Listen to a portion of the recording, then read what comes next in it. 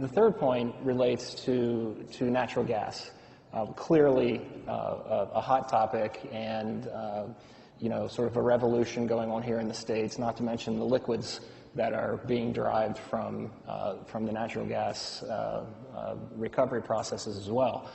I do think that there is an interesting future for natural gas in transportation. The question is, what is that future? I think what people tend to gravitate immediately towards, because it's in the words, natural gas, is compressed natural gas vehicles.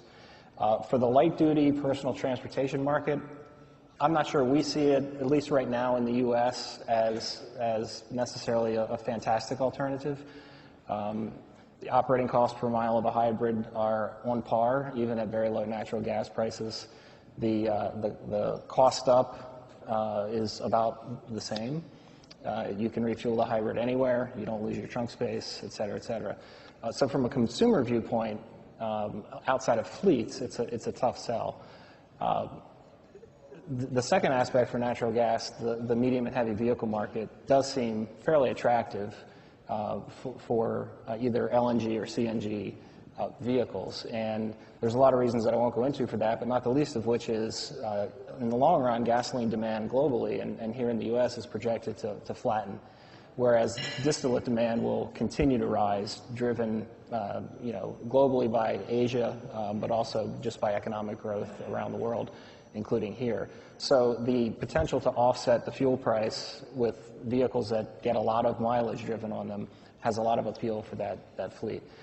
I'm sorry, I'm going on here, but two more quick points on natural gas. You can make electricity with it, so it has a potential as a fuel for electric vehicles.